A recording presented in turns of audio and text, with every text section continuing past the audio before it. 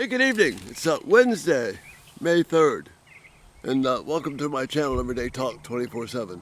Such a blessing to be able to be with you today. We're going to continue working through Psalm 46. We'll look at the second section. It's in three sections, verses 1 to 3, 4 to 7, and then 8 through 11. And each one of them has a different aspect of the care of God. Remember, it starts off with this line, God is our refuge and strength, always ready to help in times of trouble. And that's the theme of the entire psalm, that God is our refuge and strength. And then, last night we looked at verses 1 through 3, and we talked about God is our strength and refuge in the middle of what we call natural disasters, where the earth shows forth the power of God. Whether it's in earthquakes or storms or mountains crashing into the sea. Even if our lives are falling apart, God is our refuge and strength. Well, tonight the theme shifts to nations being in uproar. The nations are not outside the control of God. So the nations are raging, and difficulty is all around, and they're trying to show their power. And to that, we read these verses from 4 to 7. Notice here, a river brings joy to the city of God, the sacred home of the Most High. God dwells in that city. It cannot be destroyed. From the very break of day, God will protect it. The nations are in chaos, and their kingdoms crumble. The voice of God thunders, and the earth melts. And the earth here is referring to the people, the ones that are rebelling against God. The Lord of heaven's armies is here among us. The God of Israel is our fortress, reminding us that God is our refuge and our strength. So let's take a look at what this section is saying. The first imagery we see here is a river of joy. A river brings joy to the city of our God, the sacred home of the Most High. Your various translations will read, for joy they'll have delight, or they'll have gladness, they'll have happy. But joy works here. And this river brings joy. Remember, just a couple of lines earlier, the waters were crashing in, flooding, devastation. But there's this river of God that brings joy to the people of God. And this imagery of the river is a powerful and familiar one in Scripture, literally from the beginning until the end. In Genesis chapter 10, in the description of the garden, it says this, a river flowed from the land of Eden, watering the garden and dividing into 4 branches. And we see that these branches, they bring life-giving water to Eden. And that theme of life-giving water continues. And then in Revelation 22, the first 2 verses, we read this. Then the angel showed me a river with the water of life, clear as crystal, flowing from the throne of God and the Lamb.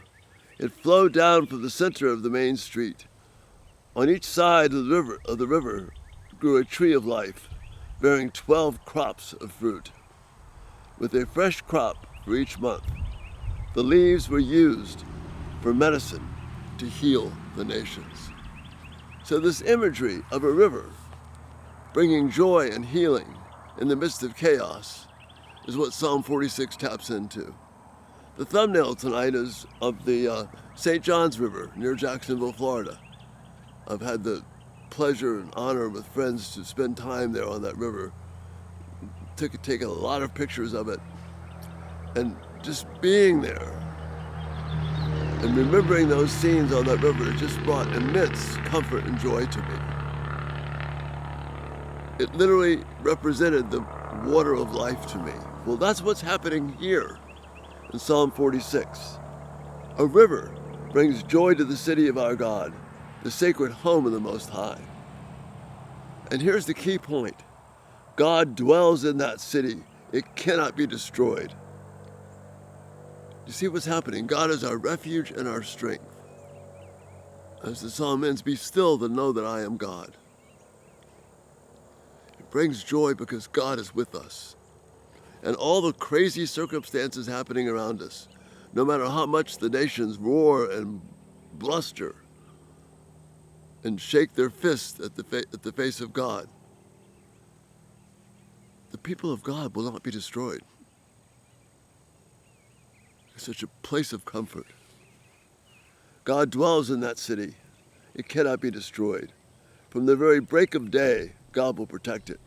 In other words, as soon as the battle begins, at the very earliest light, God is there, eager, willing, and totally able to protect his people. The nations are in chaos, and their kingdoms crumble. God's voice thunders, and the earth melts. In other words, when God speaks, when God's power is evident, the nations crumble. They melt before the mighty, thunderous voice of God. And then verse 7, the Lord of armies is here among us. The God of Israel is our fortress. The Lord of heaven's armies is here among us. Joy is a fruit of the Spirit. It's not dependent upon circumstances. It's not dependent upon what other people are doing or saying or what's happening around us, where the creation is in chaos, nature appears to be crumbling, the armies of this world, the governments, the leaders of this world, with all of their attempts to overthrow God, God will not let his city be destroyed. And that brings just immense joy to the inhabitants of the city. So that's why I'm entitled this one, A River of Joy. A river brings joy to the city of our God, the sacred home of the Most High. God is your refuge and your strength. Your earthly circumstances do not determine your safety. Because God dwells with us. He is in us. He is with us. He cares for us. And that brings joy to the people of God. That brings security and stability. That brings hope. So truly, it's a river of joy. And that's what Psalm 46 is telling us about. Fit whatever are the particulars in your life into this psalm. Again, remember, it was a psalm meant to be sung, meant to be listened to, meant to be encouraging to the people of God. God had professional singers singing this thing so the people of God would know it and remember it and take it with them. So when they face the crush of enemies or the difficulties happening in terms of what might happen in floods or disasters or whatever, there is a river whose streams make glad the city of God, who bring joy to you and me, his people. And we cannot be destroyed. And that's the beauty of this second portion of Psalm 46. And Lord willing, we'll take a look at the third tomorrow and have some more after that. Wow. This just brings, I just get so excited even thinking about it, because we are secure. The river of joy flows in us and brings us hope. Wow. And, Lord willing, we'll see you tomorrow. You have a great evening. Good night.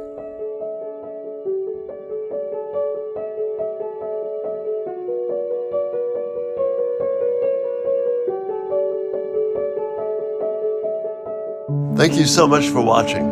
It is such a huge encouragement.